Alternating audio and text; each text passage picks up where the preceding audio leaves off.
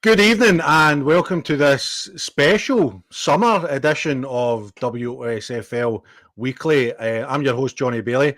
Delighted to be joined by newly appointed Pollock coach, Josh Gardner. Josh, how are you, my friend? Delighted to be on again, mate. Loved it the last time. Nobody heard enough of my rubbish, so I'm here to see if I can scunner them a wee bit more. I know. I think you were the first guest on the inaugural WOSFL Weekly, and we weren't live that time though, Josh. So No, thank God, because we had a nightmare that night. I know, didn't we? with a power cut and everything. So no, delighted to have you, and look forward to the next hour or so. Basically, what we're planning to do just now is kind of run through news, stuff like that. We'll put a bow in last season. We'll just kind of wrap it up because I've not really spoke to anybody since just before the Scottish Cup, when we did the Scottish Cup special with Murday and Alan McKenzie. So we'll just put a bow in the season, and then we'll kind of touch on some news that's happened around the leagues, and then we'll kind of get stuck into some of the summer transfers, the movement. And if you've got anything you want to add or any comments you want to add, then please get in touch on the comment section on YouTube. Delighted to have you. Delighted to have your company. I've really missed engaging with everybody over the summer. And if you are rewatching this on YouTube, if you can hit the like button and subscribe to the channel, it would be much appreciated as well. If you're listening in audio form, then please subscribe and rate and review on all good podcast networks and some rubbish ones as well, so I've heard. Just to let you know, we are brought to you by our sponsors, Roxburgh Insurance Brokers. If you're needing any insurance needs, please get in touch with the guys down at Roxburgh. And of course, VSN Sport, who are always a long-term sponsor of ours. If your club's looking for any bespoke kit, then please get in touch with Gary at VSN. We've got a few people watching already. Please get in touch. If your club's made some moves over the summer, let us know. We can talk about it. I don't really have a schedule as such as to where we're going to go once we start to get into the transfer talk. So get in touch if you want us to talk about your club. If you're making moves, if you're pleased with your club's summer business so far or not pleased, then let me know. Okay, Josh. First things first, we'll just, like I said, we'll rattle through some news just to begin with. Really sad news for the region to begin with. I just wanted to touch on this quickly with the loss of young Charlie Watson at 20 years old, who played with Threave, as we know, lost his battle with skin cancer and passed away. Really, really, really sad. Condolences go out to all his friends and family. And I believe, Josh, you came across him when you were managing down in the South of Scotland League. I met him a couple of times, actually. Really, top boy, to be fair. What always struck me with him is I actually met him the first time and I didn't actually know about his issues that he was having. I didn't know anything about his illness, and I think that's probably the big thing you would say about him is when you meet him, you would never ever hear him talk about it. It would never be something that would be his thing. But I think we can all probably take a lot for how he's dealt with that as well. He set up the foundation. He never laid down to it. He never sulked. He never curled up my ball and just let it hit him. He enjoyed his life to the full, to the way it went, and he ticked off, probably a lifelong dream of most people in football. He played in the Scottish Cup and he got a terrific tribute for Queen of the South. He got a brilliant tribute for Threave. I seen that they had a great wee ceremony for him as well in the pitch. And it's really heartfelt and it's warming to see the tributes that have come in for him as well. And he's a top boy, but your heart just goes out to his mum and his family. And it's a sad thing, and it just puts things into perspective. But I think it also shows you the power of football as well, that football was massive for him in dealing with that and what he was going through, and football was almost like an escape for him. So it's just really, really sad, to be honest with you, but he dealt with it like a true champion, to be honest with you. We always say that, especially at this level, football is your release from your everyday life, and for most people that can be pretty mundane things such as work or family life, at home life or whatever.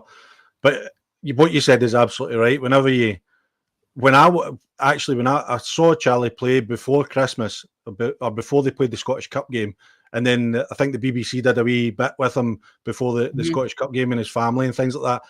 And you're right, I had no idea, and it was, I suppose that's an amazing testament to him that he used the football as that release. You didn't have a clue that there was anything going on, and he continued to play football and contribute to the team and do really well. And it's just, as you said, just really, really sad. And as I said, all our thoughts are with his family and friends at this minute. Really sad news about Charlie Watson, who lost his battle with skin cancer at age 20.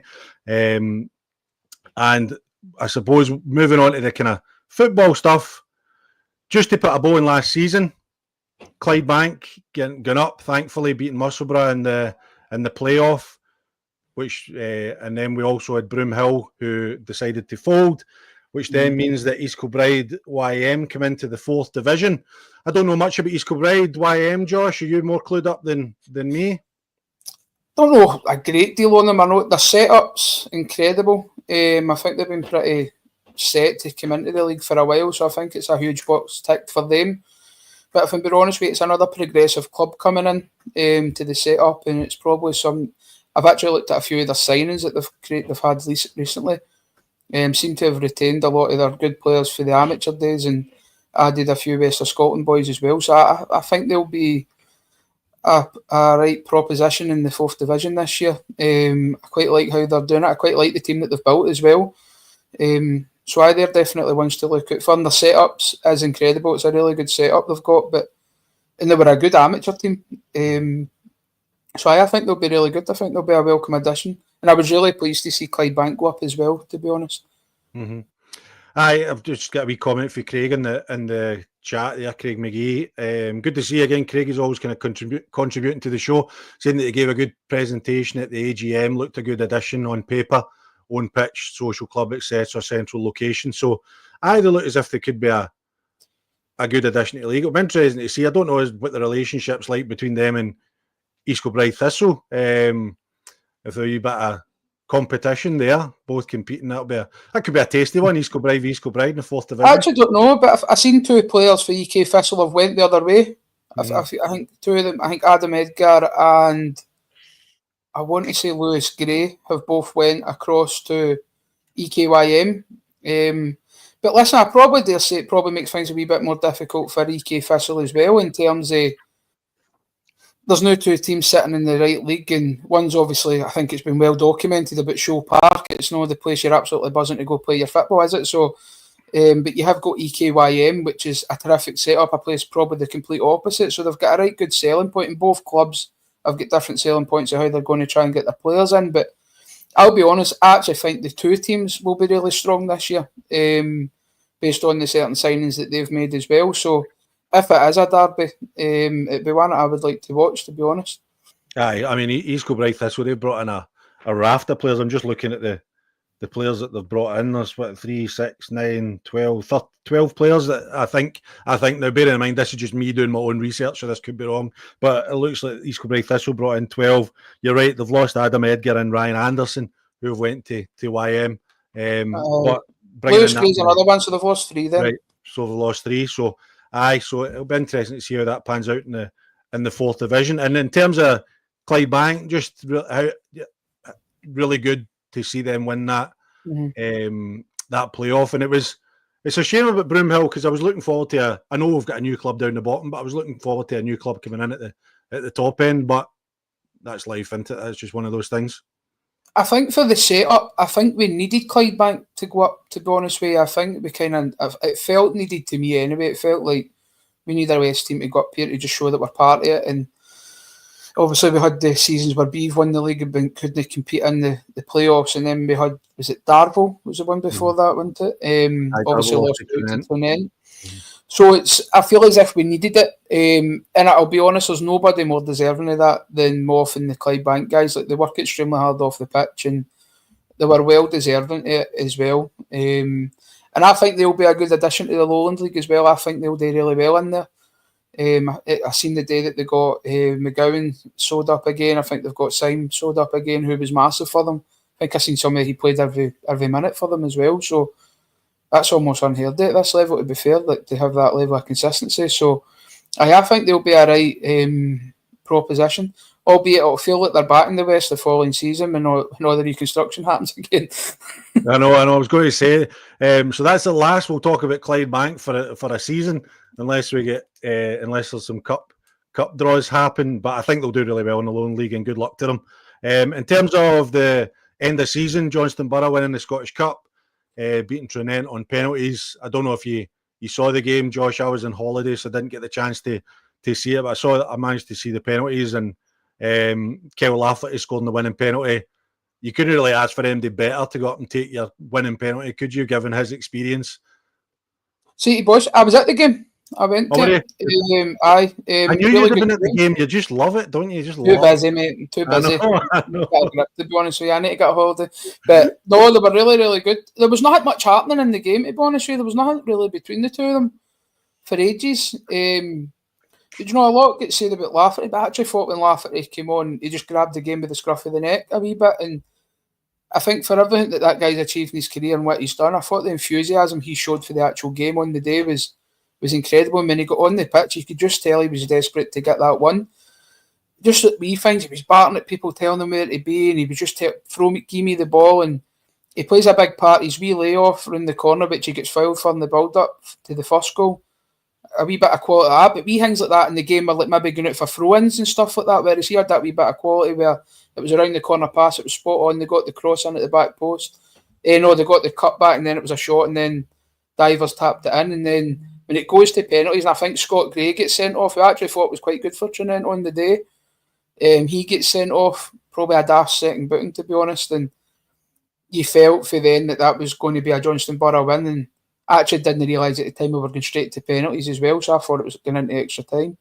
But it went straight to penalties, and then when it gets to, you see Kyle Lafferty walking up, and if there's any guy in that part you were picking to win the game, you would have been picking him. And what a penalty it was, to be fair. But it was a good spectacle. Both teams brought in a right good support as well. But no, it was a neatsy peachy game. But Johnston Borough done really well to get it over the line.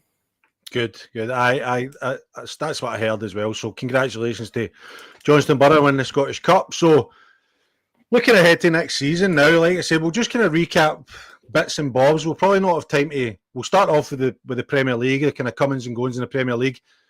If we'll see how we go time wise, Josh, and we'll work our way through it. And if we need to come back to cover the lower leagues, then I'm more than happy to do so. I don't want you and Paul back on at me about time. He's on at me about time in my voice. No, I'm not talking about you. I just mean there's that much to talk about. This could end up being, we probably could do a Joe Rogan 4-hour podcast on all the movement within the divisions, especially because it's just great to talk about it, and there's so much going on. By the time we get through the Premier League, because I was looking at it last night, like I said, I did some research at my work. Look, so to give you an example, I've got 26 pages here of transfers, ins and outs from where I've picked up from every team. But you that's feeding Ped or the nonsense on Twitter? So I just hoover it up basically. So hopefully the majority of it's right. But there's just so much going on, and it's great. It's great to go through. So speaking of Johnston Borough, we'll start with them. Obviously they'll be favourites, one of the favourites to take the league next year. Mm-hmm. Done a fair bit of business in the last couple of days, bringing in Scott Forrester from Pollock, Matty Grant, who ex-Pollock, Stuart Falls from Largs, which I think is a really big signing, and Leon Murphy from Darvel as well. So making moves, some really good moves, getting those boys snapped up. Aye, definitely. Obviously, when I went into Pollock, I was gutted to see that Scotty Forrester was leaving, to be honest, because probably one of the top 3 defenders in the league, I would say, in my opinion. I think he's a top defender. So I think he'll go well. I think he'll do really, really well. I think he signed a 2-year deal as well.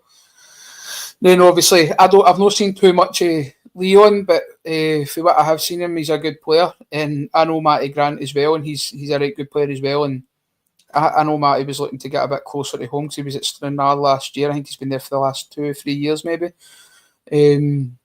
So he'll be another good addition as well. So they'll be a top side, and it's important that they kick on for the Scottish Cup win, and that they're obviously going to set their sights high and getting out the league as well and winning it.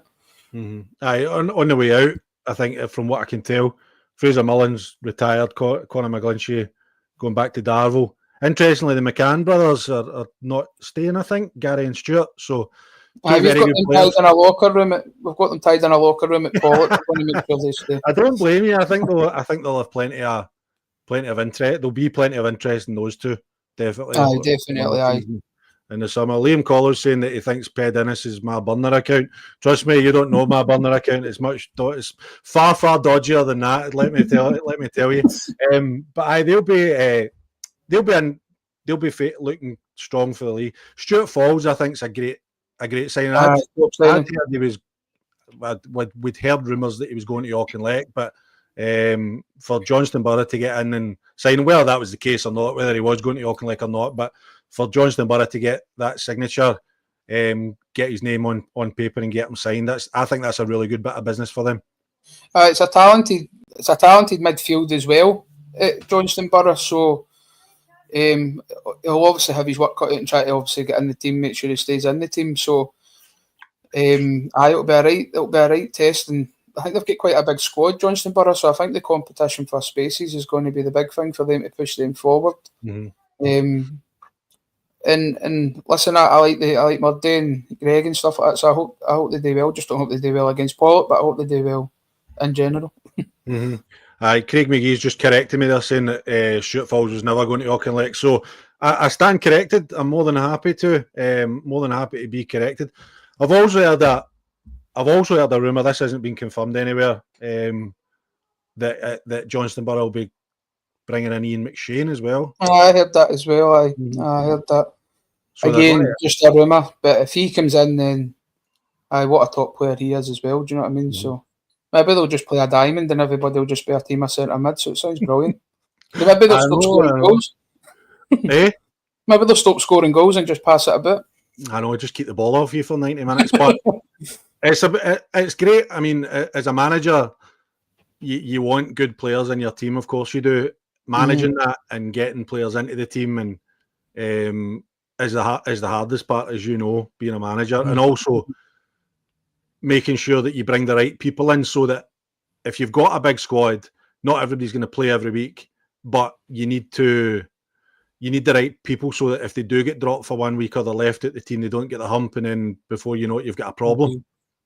I think when I've always done my recruitment, I've been asked a few times, what do you look for? And it's dead simple. Good guys, good players, that's it. But you need to have both. You can't be one or the other. And listen, it works some ways where I've maybe brought some guys into certain clubs and I thought they were a good guy and I realised they weren't a good player, or I thought they were a good player and they actually aren't. So you need to horse them out. But no, I think they're going to have plenty of good players. They're going to have a talented squad. That's obvious. It's just a case of how does it all work, how does it all integrate, and that'll be the challenge presented to Murday and the coaching guy. How can you get it all together? Because if we've seen before, like putting all the top players in a team doesn't always guarantee you the success. We've seen that numerous times. So there's a lot more to it than that. And listen, if it was that easy, then everybody would be doing it. It's not that easy. There's a lot more to it. It's judging personalities, putting everybody together, getting the right camaraderie between the team, the good relationships between coaches and players and staff and committee members, and making sure it all knits together. But listen, they've put the right building blocks in place, and they're obviously building on top of a successful season last year, and they're going in the right direction. So time will tell how it all works out for Johnston Borough, but they're making good moves. There's no doubt about that. Well, they're definitely making good moves. It'll be interesting to see how Murday knits them all together, and there'll probably still be movement between now and the start of the season as well. Talking about Auchinleck, they've brought in Willie Muir, goalie for Lanark. I was actually surprised Willie was playing down to Lanark, and I don't mean that disrespectfully to Lanark, but I think Willie's a top goalie. I think he's a really good goalie. So I think for me, everybody was talking that Auchinleck needed to get an experienced goalie between the sticks. They needed that. Was something that was missing the last couple of years, and I think Willie will certainly provide that for them.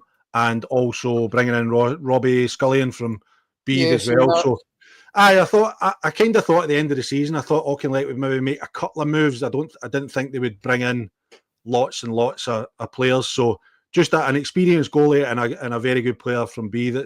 It's just a wee bit. They're never really one of the teams, are they, though? They're not really one of the teams that have like 9-10 signings type. They're never really been one of them. It's even when they were going through the sort of rebuild when people were leaving, like it was dead odd to see that point where they were maybe making 6-7 signings in a window and stuff like that. But no, it's not their style, and they had a good season as well. They had a good season. They had quite a solid start. So Tucker, and they've probably just looked at it and decided, listen, we only need certain bits, which is a great place to be in as well if you've looked at it. And I don't know too much about the goalie that was there previously. I actually don't even know who it was, to be honest with you. I don't know if it was a young keeper or... No, they had him on loan for Kilmarnock.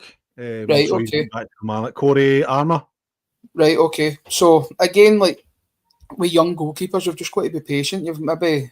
I think we all want an experienced guy in between the sticks all the time, like, because it's such a specialised position that you do need the experienced guys in there. And we've had young goalies. I remember being at Albion Rovers and we threw in a young goalkeeper, and he get in probably when he shouldn't have went in, if I'm being honest with you, and it probably hampered him. I wouldn't mention his name in case he was listening, but it probably hampered him. And at the time, I thought he was going to kick on and be a right top goalkeeper. And for then on, he maybe struggled confidence-wise to get back in at the level again. And I think that was in League One he came in.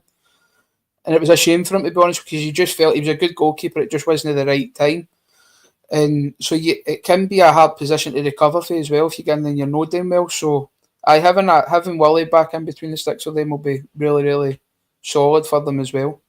Aye, I mean, you just need to look at the Scotland game in the summer with the goalie that came off the bench. You just wasn't just not ready for it, and it can set you back. I mean, I think Armour had a decent enough season for Auchinleck, but I think they just needed somebody with that experience to just kind of take care of things at the back for them. Another team that I'm quite impressed with their move so far in the summer is Troon. Now, obviously, 3 players from your new team, Josh, which we'll come to in a minute: Callum Gow, Kyle Faulds, and Stephen Docherty. But also bringing in Lewis Lovering from Beath. It's 4 really good signings for Troon. Aye, it is. Obviously, Big Gowser got the Player of the Year. I think he got Players Player of the Year and Player of the Year at Pollock last year. And any time I watched him, he was pretty solid as well. So, but listen, me obviously, for what I know, we tried to keep Gowser. It didn't work out for whatever reason, and he's moved on to Troon. So, it's sad to see him go as well. But same with Stephen Docherty and Kyle Faulds. But they've moved on. I think Kyle's down that way as well, so I think it probably suits him logistically as well. But they're 2 good additions, 2 good players for the level as well. So, and again, Troon are coming off the back of a good season as well. They were pretty steady for most of the season, so they're probably just looking to kick on. Am I right in saying that Troon are getting an Astro pitch as well? Is that happening? Haven't heard that, Josh. I haven't heard that, but I don't know. I think it makes sense for most teams in this area, to be honest, if they're trying to increase the commute. Now, I know that, trust me, I love grass more than anybody else. It's not. I would much rather play football on grass than Astro, but I see the thinking behind it. So it would be a shame because Troon's always got one of the better grass parts as well. But if that's the way they want to go, to try and promote the youth pathway, save them a bit of money, get teams on the pitch all the time, then I wouldn't blame them. But I haven't heard that specifically. Another interesting one is, for me, Drumchapel, bringing in Paul Fries from Beath. Good signing. I thought he was just going to stay at Beath for the rest of his life. I'm really surprised to see him move. He seems to have been at Beath for donkeys and donkeys, but he's obviously decided, along with quite a lot of others, to be honest. We'll touch on Beath in a minute, but he's decided to make that move to Drumchapel. I hope he's probably just bored the life out of him and just made sure he's coming to Drumchapel. But no, that's a good signing, to be fair. And I didn't expect to see that one as well.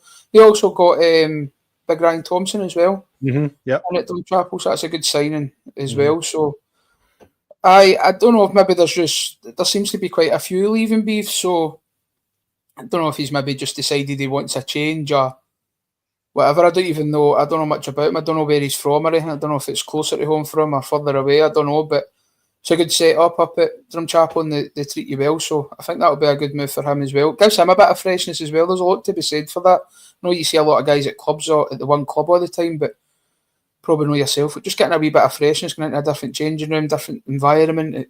He maybe just felt that he needed that, to be honest. I mean, if you look at the teams at the interesting thing for me is the teams at the top that are just kind of adding 3 or 4 here or there that look as if they're really improving their squads. Even Cumnock bringing in Adam Ford again for Pollock. Alex McCaw and Grant Gallagher. There's a Sorry, theme happening here, isn't there? Every team's I Pollock. know, and Grant Gallagher, who's ex-Stranraer captain, made over like 300 appearances for Stranraer. So just a couple of good additions for come, like bits of quality. Again, I'm always a bit wary about senior players coming down to this level in terms of how they'll go on. It's no as easy as some people make it out, but it'll be interesting to see how those boys integrate into the team.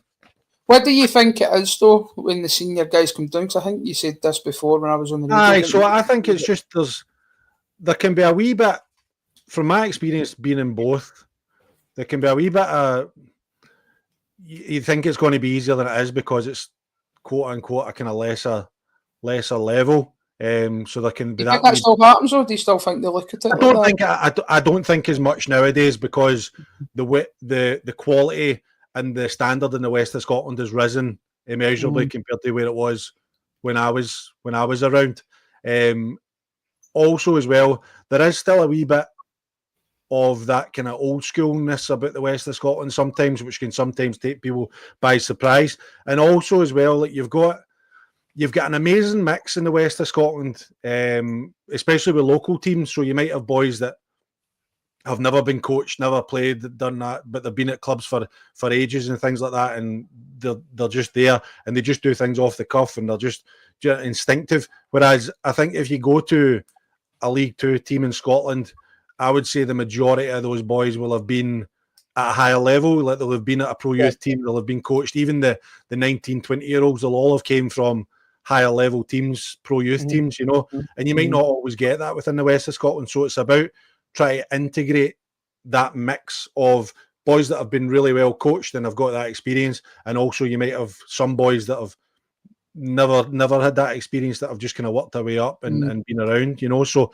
it's a real mix, but I don't think it happens as much nowadays. But I still think it's good to have players with plenty of experience in the league. That's why I really like what Johnston Borough have done so far in terms of bringing boys from within the league, because there's no doubt that they would have the money to go and sign players from League Two and the lower league, maybe even League One, who knows, but they would have that money there if they wanted to. But Murdy's identified boys within the league that he thinks can help them.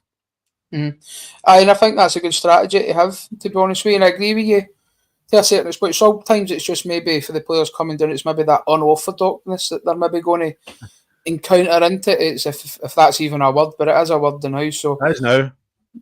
So I think sometimes that can be a case, and that can be hard. I can even think, I remember playing against some teams like they've not really got a clear style, so I can't really work out what they're trying to do. So it becomes harder. Like I remember we went to play, it was Cali Braves in the South Challenge Cup. And I actually felt the game was a bit easier, it was tough because they had really good players. But in terms of tactically for myself looking at the game, I thought that's actually a bit easier because I can almost predict what they're trying to do. I can see it. Whereas sometimes I could go, and I'll not name names, but I could go to a mad team in the west of Scotland and being like, this is just a rabble, I don't know what's going on here. Like there's just balls flying about. It's just the wind's just caught that ball and flew out 30 yards. Somebody's tried to hit a switch and it's ended up going the opposite end of the pitch and all that. So it can be a bit mad. So you do need to have that sort of adaptability sometimes. The players need to have it because it's no as plain sailing and it can be difficult. Maybe not so much in the top league, especially the top end where the quality is probably League Two, League One. There's not a huge gap at all. But Cumnock have made a few good signings. I think Fordy, albeit at the expense of Pollock, is probably a good signing for them as well, because he's obviously a goal scorer within the division. And I think you touched on that last year, was it? I don't think you were. I don't think they created enough, never scored as much as they would like, and you would like to think Fordy will help with that regard as well. So, and I think I actually heard somebody say that Cumnock actually got their best league finish since the West of Scotland leagues actually started back up. So, which is mad considering I'd have thought they would have been higher than that. So, I think they'll be looking to push on big time. Cumnock. The run they went on towards the end of the season was excellent, and it really showed. And they'll be hoping to keep that momentum going. Looking down, interestingly, I was looking at the kind of promoted teams that players have brought in. I thought a really interesting bit of movement was Jojo Gillespie leaving Renfrew and going to Irvine Meadow. I seen that one. I know there's probably that relationship with Jamie already, but I thought Did Jamie have him somewhere else? Did Jamie have him? You know, at Johnston Borough. Am I It would have been actually. You're right. In fact, it was. So, it was. But I don't know. I just thought that would be a big blow to Renfrew. Because I think Renfrew have kept mostly everybody apart from Jojo. Am I right? So there's not been many departures. According to my maybe one or two. My research, Fraser Sheridan, Fraser Barber, Aaron Chowdhury, Stuart Fife, and Jojo Gillespie have left.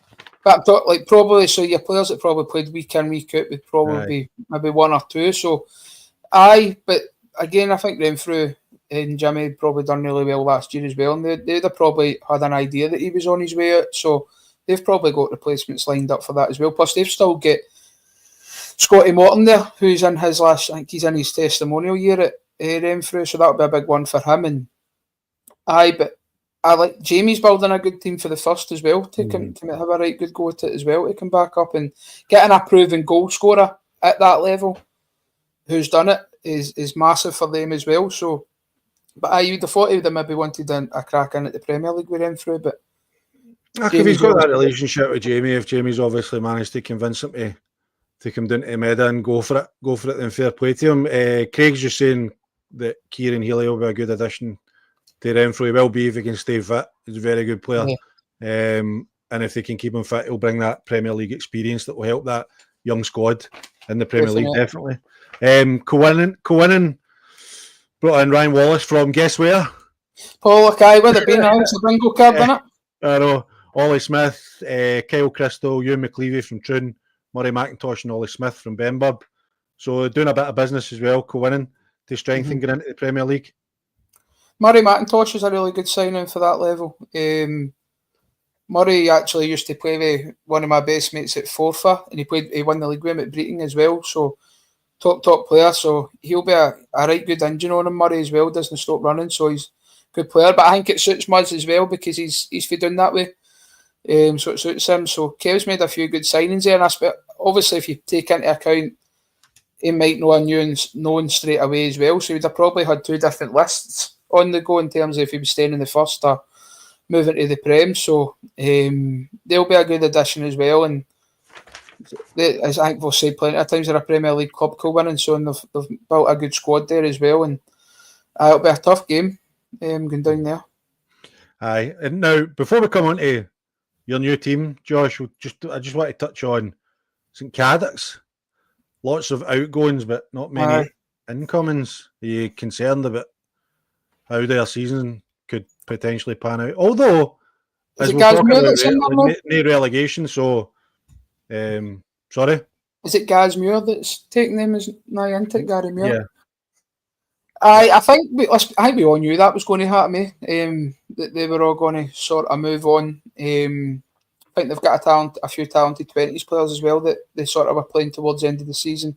So they'll probably come in, and you might find it. I've not even heard anybody linked with St Cadoc's, if I'm being honest with you. I know. I don't think their social media is the best from what I remember. So maybe they've got stuff happening and it's just not. They possibly might, or they might just do it on a big whammy right before the first game of the season.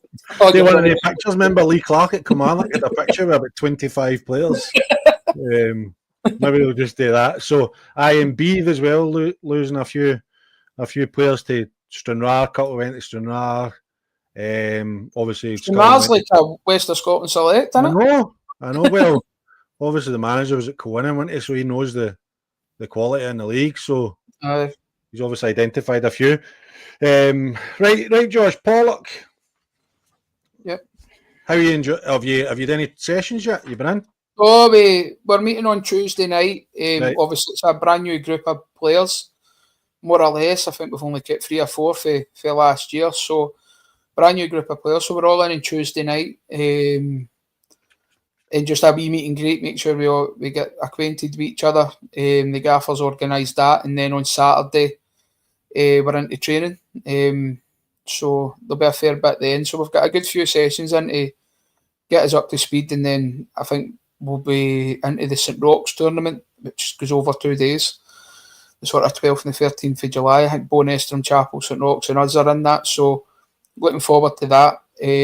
But it's exciting. I think there's been a lot made about the Pollock situation. Obviously, the load of outgoings and a wee bit of panic setting in, like how many players are going to be left, how many players are away. And listen, I've obviously not been part of that. I've only been part of the sort of rebuild coming in.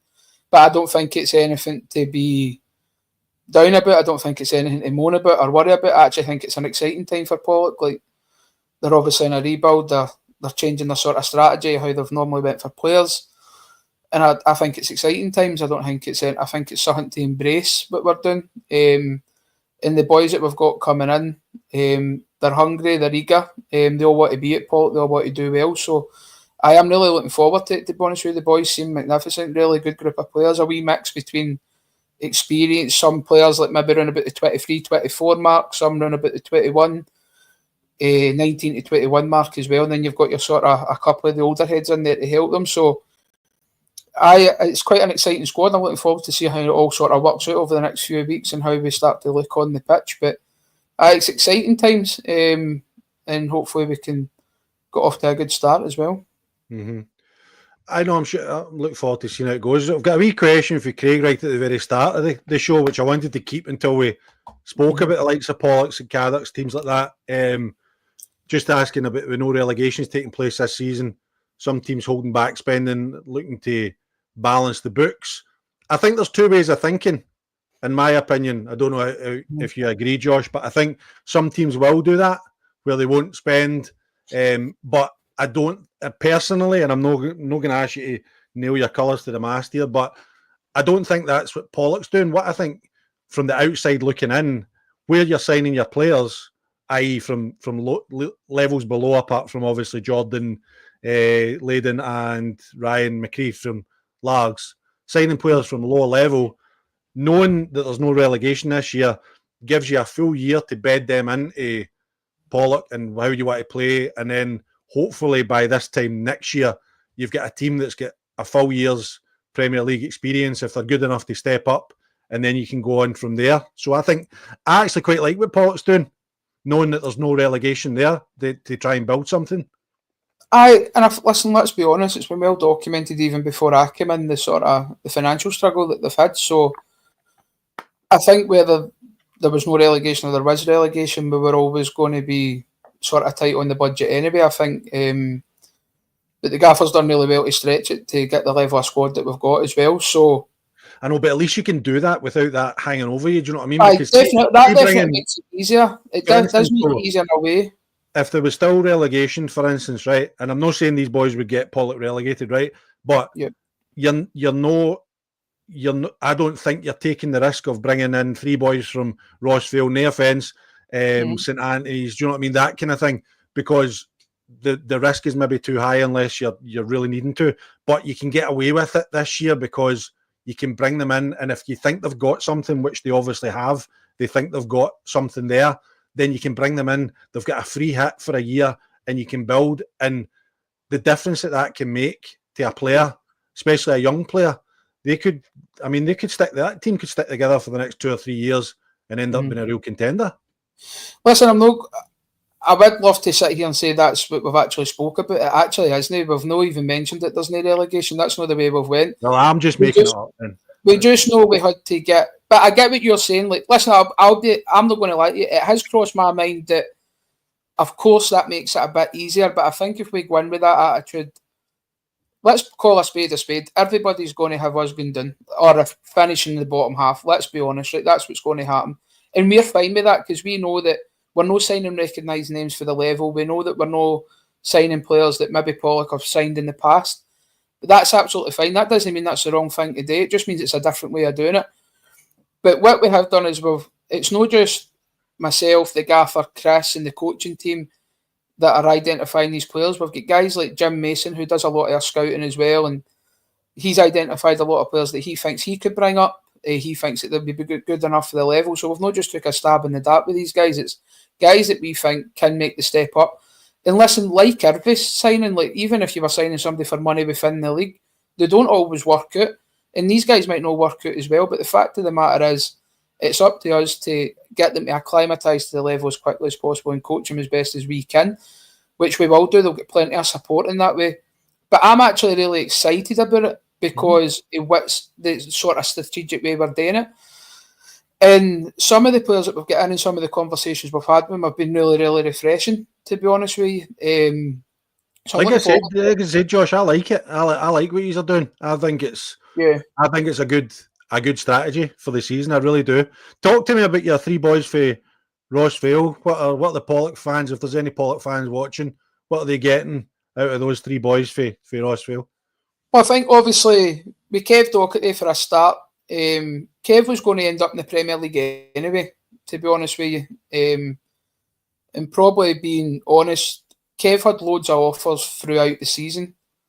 And my sort of thing with Kev was, Kev at one point wasn't really doing anything in West of Scotland football, to be honest. And I basically asked him to stay to the end of the season, and I would try and open up the doors for him. That was my strategy with Kevin. I've no qualms with telling people that's what I was doing with him. Like, I wasn't giving him money at WOSFL, but I was happy for him to stay with me for another season. We sort of clean up his game and then try and move him on, because I always thought he was good enough. But he was always going to end up in the Premier League with a team, Kev, with the offers that he had. And maybe the swaying factor of me going to Pollock maybe decided that's where he was going to go. Obviously, I also phoned him and said, by the way, I'm going to Pollock and you're coming with me, so whether you like it or not, that's what's happening. So Kev's going to be one. Kev's obviously finished top goal scorer in the 4th division. Done really, really well in the top league games when we played wee games as well against like your Premier League sides. Done well in the cup against Cali Braves, to the point where he had a few loan league offers. So Kev's one that we're really excited to get anyway. And if he was going to go into the Premier League, I'm glad he's cutting his teeth at Pollock.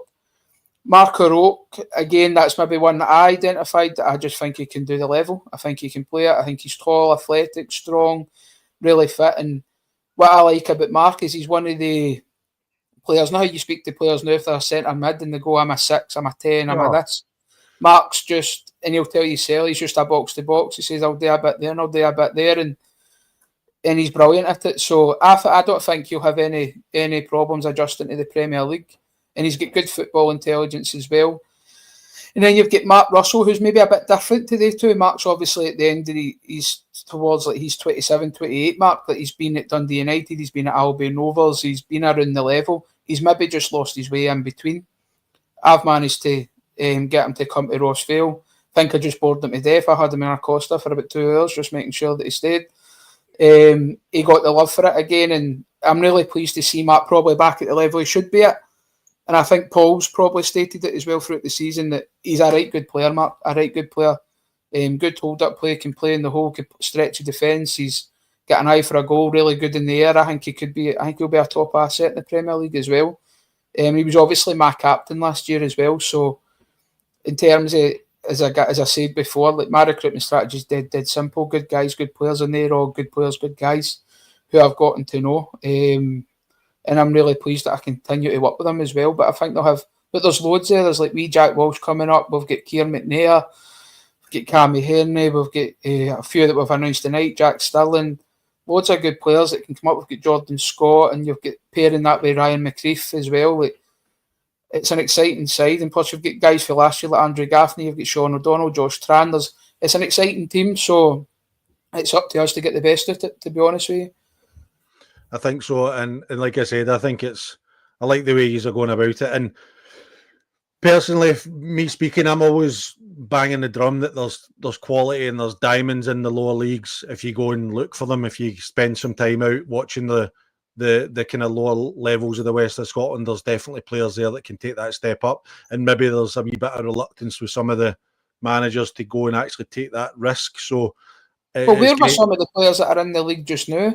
They weren't all Premier League players. They all started somewhere. Do you know what I mean? So could probably go through most of them. Like, I'm sure McAvoy was in Hillwood Boys Club at one point, and then he's moved there and he's come up through the leagues as well. So there's loads of players like that, and there's nothing to say that Kev Doherty can't do it, Mark O'Rourke can't do it, your Russells, your other guys and that we've got in the team. They've all got to start somewhere, and at one point they're either going to make the jump or they're not, and we've maybe just given them the chance. And listen, that chance might have come maybe more frequent for players at Pollock due to the circumstances that we're in, which is fine. You've still just got to run with it. And go with it. But I'm really pleased with what the manager's managed to bring into the team, and I'm looking forward to working with them, to be honest. Yeah, I think it's going to be really interesting. And like I said, I hope it goes well, because I want to see young players from the lower divisions getting a chance in the Premier League, and they've obviously got a top quality coach to get the best out of them as well, haven't they? Aye, Chris McFadden's brilliant, mate. So's Jamie Hughes.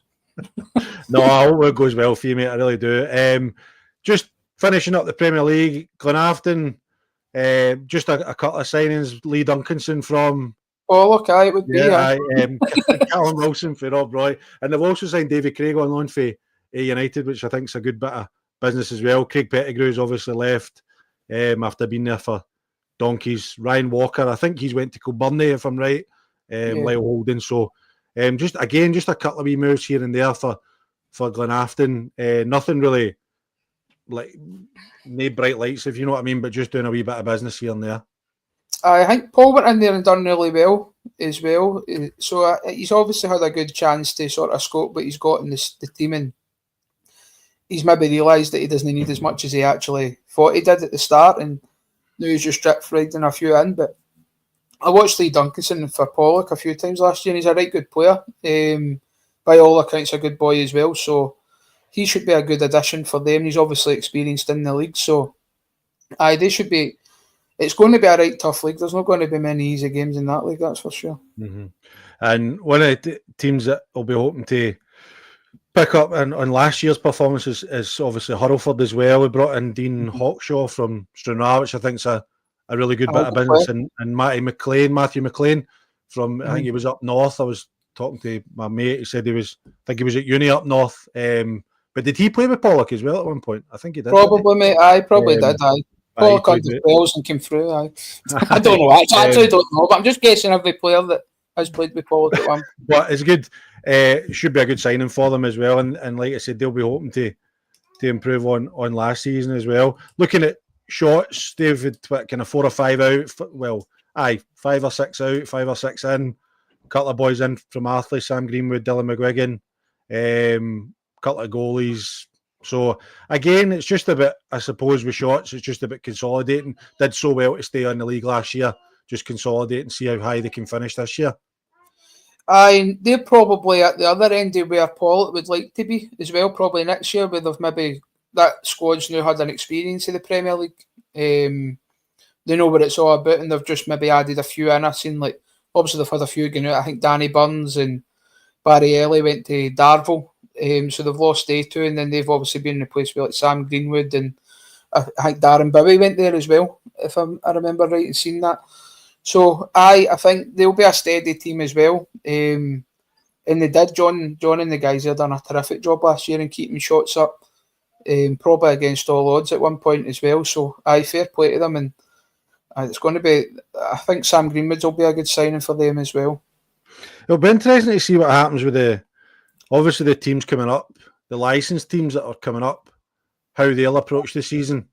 Well, 8 licensed ones go up into it, but I don't know how many. So I think you've got Cohen and Rutherglen, I think, as far as I know, that have come up. Mm-hmm. So it'll be interesting to see how they approach the season. If they push for that top 8 position, if they bring lots of players in. We spoke about Cohen earlier, but it's just a bit what your mentality is coming up in the league, or whether you're just happy just to kind of hang on where you are. So Liam's telling me Matty McLean played for Athlone and Clydebank. It was Clydebank I was thinking of that he played for, not Pollock. So you were wearing a finger of fudge there, just saying everybody played with Pollock. I'm not used to every day leaving. Everybody that's moved is getting Pollock at some point. So and speaking about Athlone, but they brought in Bobby Barr from Ashfield, Shea Burke from Cowdenbeath, Johnny Black from Darvel, Dylan Cole from Cumbernauld Colts. So again, Athlone are bringing in some quality. Aye, good side as well, and they obviously done well towards the end. But I think Kevin left, isn't it? So it's Willie Dyer that's taking the team now as well. So it'll be interesting as well. I think they'll probably announce a few more. So I don't think, if my maths is right, I don't think they've got a full completion of players yet. So they'll probably announce another couple more as well. So it'll be interesting how the next couple of weeks goes as well, especially over your pre-season games and stuff as well. You know what it's like. There's loads of moving parts in between pre-season. That's when Mr. Trialist comes out and he has a good game. Don't know if you've seen the Dumbarton lineup. Did you see that? Just every player was a trialist. Every starting 11 player, every sub trialist. I know, it's probably because they can't work the comet system. Oh, well, I can't say that, can I? No. And I suppose the last team we'll touch on, just to kind of wrap up the Premier League, is Rutherglen, who brought in Aidan Shields for Cali Locos, Danny Boyle and Anton Brady for St Cadocs. Good signings as well, to be honest with you. They had a few outgoings as well, hadn't they? Mm-hmm. Yeah. So, again, apologies if my information isn't correct, but it looks as if they've had about 1, 2, 3, 4, 5, 6, 7, 8, 9, 10 on the way out. So, it'll be interesting to see how they kind of regroup to kind of go into the Premier League. But it's all going to be to play for in the Premier League. I'm looking forward to it. Obviously, it's my first time experiencing the league, so at that level. So I'm looking forward to it. Okay, mate. We'll jump about the divisions a wee bit. We'll see if anybody's got any. If anybody's watching, you're a fan of a team out with the Premier League, then drop us a comment. Let us know your team's business, what's been happening. So Mason's put in about Muirkirk have signed Ali Taylor, Greg Taylor's brother. Hope he's as good a player. That's all right. Good. Who's that? Sorry, who's signed him? Muirkirk, apparently, according to Mason. Fair play, by the way. That's all right. Good signing that. Well, is he any good? I don't know. I don't know him at all. I think am I right in saying he's got a 1-to-1 business as well? So I know he's doing a bit of coaching, so you might find he's doing like a sort of player coach role as well. Everybody's got a 1-to-1 business nowadays, Josh. I know. By the way, get a podcast on that 1-to-1 coaching. That could No. So I don't know where he was. He wasn't in my list, so I've obviously missed him. I think Muirkirk managed to keep most of their squad, so that's I think that's important for them. I thought they were going to get raided a wee bit, to be honest with you, with the success of last year, but just shows you the job that in the relationship that maybe Ross and the guys have got with him, that they've all decided to stay as well. So, fair play. I think they'll be a good addition there. Craig says, thanks, Craig. You're actually better at this than me. You should host the show, Craig. Bring Craig in. You know more than me. Ali was at Benburb. Brilliant. So I've probably watched them. I watched Benburb a couple of times last season. I've probably watched them play and didn't even realise. So, interesting. So, we'll just go to the relegated teams probably first. Going into the first division. If you look at Darvel, I see Darvel doing a bit of business. Bringing in a couple of boys bringing in Jamie Bowman for Rob Roy, Luke Ramsey for Kilsyth, Jordan Bow for Benburb. They obviously brought back Conor McGlinchey, who was there last season, and Danny Burns. And Barry Ellie as well, I would imagine. I think sure he's there as well. So, a few good signings. Jamie Bowman's a good signing as well for Rob Roy. A few good ones in there for Darvel. I think they just lost Leon Murphy as well, so I don't know if they've got the replacement for him either in the door already or they need to go and get one. So, no, it's a good one, and I think Mick and the boys will be trying to get bouncing straight back up as well. I think that's got to be I know. Is it top 8 still? Definitely. Well, right now it is. Who knows? It could happen. Who knows what could happen? It could all change by the end of this podcast, to be honest, Josh. But fingers crossed, as far as we know, top 8.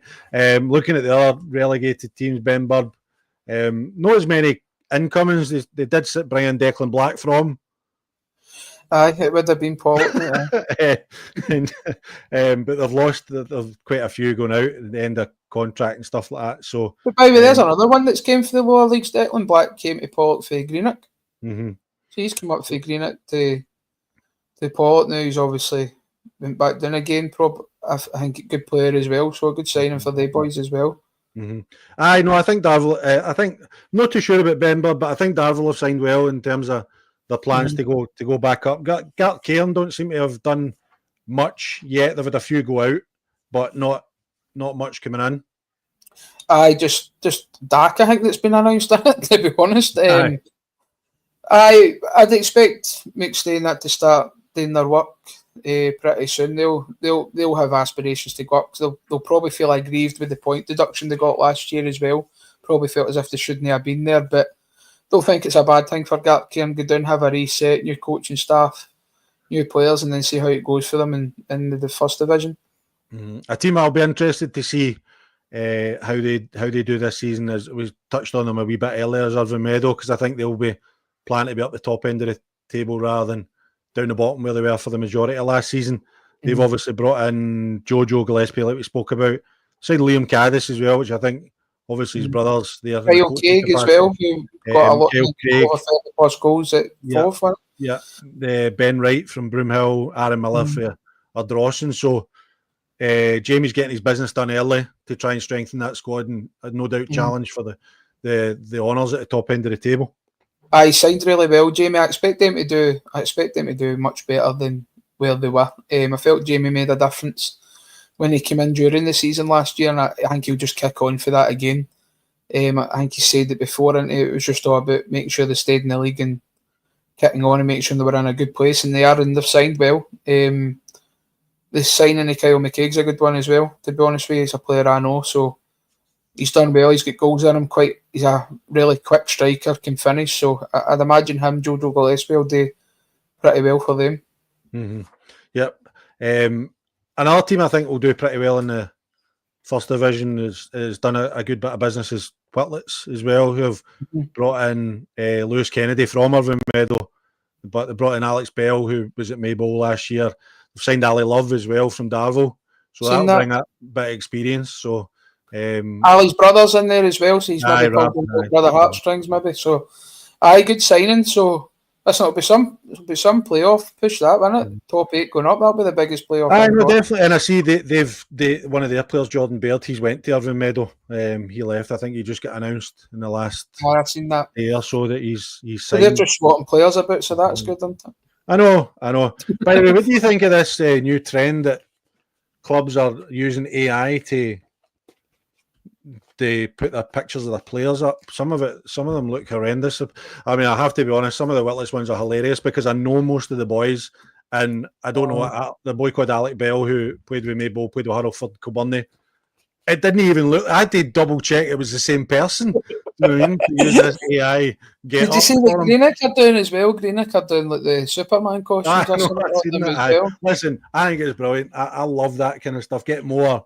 A bit creative, isn't it? I actually seen a good signing announcement the other day for Kelly. Did you see the one, the Still Game one? I know the Still Game ones are a bit outdated, but they actually got him to do a wee bit of acting in that. I thought it was top draw. That's what it's all about. And the great thing is more and more clubs are getting more adept to doing the social media stuff, and it's great to see. I love it. It just makes things more interesting for us. But the AI renders of some of these players is absolutely hilarious. And sticking in the first division, and we'll kind of wrap it up after this, Josh. But so apologies, MD. If MD's watching that supports a second, third, or fourth division team, please speak now or forever hold your peace. We might have to come back in a couple of weeks, Josh. We'll maybe see if we can get.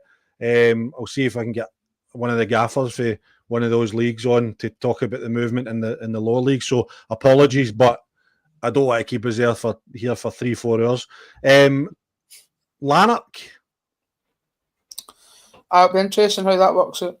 Obviously, Darrow and that's managers went to Les Mahago, and most of the players went down there as well. I think more or less everybody, to be honest. So what's happened? I don't know what's happened. I don't know what's happened. I don't know the ins and outs of it, but I think it's just a case of Darrell's obviously been offered the Les Mahago job. For whatever reason, he obviously feels as if he's got a better chance of being successful at Les Mahago, and he's basically just uplifted the Lanark team more or less and moved them to Les Mahago. And I think it's Steve McGurgan that's come in there. And he's signed a few players already. So it seems like a total rebuild for Lanark. Obviously, then Lanark found themselves in the first division as well. And it works out for Les Mahago because they've got a guy who's been successful so far. Knows what he's doing, good coach. I know Darrow is a good guy as well, good coach, he's really good at what he's doing, and they probably feel that they can be successful with him, and Darrow feels that he can be successful with them. So he's obviously felt it worthwhile to leave Lanark for whatever reason. Who knows? No, it's just really interesting because you think you get them getting promoted, but nobody knows what goes on behind the scenes.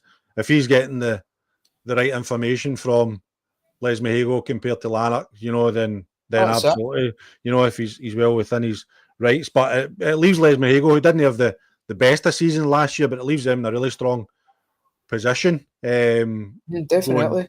To challenge with a manager that's. And by the way, they've left. Darrell's done good for Lanark, and Lanark's been good for him. Aye, so that's it. That's the way it is. It just moves on. No, that's it, mate. And but it'll be really interesting to see how Les Mahigo. If I would imagine they'll compete. Liam saying that he thinks Darrell's from Les Mahigo, but that'll be. He had the Les Mahigo amateur team. Right. That was his background. So he had the Les Mahigo amateur team. I don't know much of a difference is there where they are, but that might have been it. It might have been it. He might just know the guys down there. He might go on with them. With a club. Could be that. So, listen, he'll have his reasons for doing it, and who are we to sit here and say it's the right, wrong thing to do or the right thing or whatever? If it's right for Darrell and the guys, and that's what they want to do, and I've no doubt they'll be successful. Signed one of my old players, Aaron McNeil, who I had at Clyde. They actually put up his debut goal for the first team in it as well, which was a screamer. I can't believe he'd done it. You should go and look at that. Absolute belter. He'll be really good for them. And obviously the boys that he had at Lanark. I think the boy Sparky's that he had at Lanark's actually away to Royal Albert now, but they'll be a top side in that division as well, and probably made themselves, due to Darrell's success already that he's had, probably favourites to go up as well. Mm-hmm. Yep. Okay, mate, just a couple of comments in the chat. Craig saying that he fancies Rob Roy to have a stronger season than last year. They've apparently just signed Ross Caldwell. I've seen that getting announced. I've seen that before I came on. That's a good signing, isn't it? Good bit of quality. Just good to get that quality in the door, isn't it? It is impossible. They've obviously had that sort of transitioning into the season. And obviously my WOSFL team played there last year, and I think the two is kind of fell a wee bit to it, but it did take a bit of getting used to the pitch because it's massive, to be honest with you. It took us by surprise sometimes, and we had to adapt certain ways, and I felt like Rob Roy were maybe doing the same thing as well. But now they know, they've had a season under it, they know train on it, they know what they're doing with it. So I think they might be in a better place to push on. Plus they kept Jordan Perry as well. They kept him, who was a big player for them. And obviously we've got one or two that's came from Rob Roy to Pollock as well, so they'll be looking to replace them. Plus Callum Wilson went to Giffnock as well. So they've got a few outs and a few ins, but they've replaced them with good players as well, so they should have a top season. Yep. And finally, Liam's just asking, how do you think your old team WOSFL are going to get on this year? I've no idea, to be honest with you. They've only signed. And that'll do us for this week's. They've only signed 3 or 4 players, so I don't know. And I think one or two for the squad the season before have stayed. So time will tell. But Barry's a good guy. Hopefully he does well. He's got experience in that league with Giffnock and Fawn. So time will tell how they work out. But I wish the guys at WOSFL well. Yeah, I echo that. Like I say, Barry's a really good lad, ex-teammate of mine at A United, so I wish him well. And just before we finish, just a wee, I don't know if we talked about him with that many players, but Jake Sterling left Rob Roy to sign for you guys. Aye, good lad, Jake. Did we talk about him earlier? Do we need to talk about him, or do we? I think I dropped him in that he'd signed. Right. I think he said okay. But he's a good boy. He's centre midfielder, can cover right back, so good player, loads of energy, great fitness levels, big, strong, athletic guy, so he should help us out a lot. Really good boy. I was impressed with Jake when he came in to speak to us, so looking forward to working with him. Brilliant. Right, mate. That's first in Premier League kind of covered.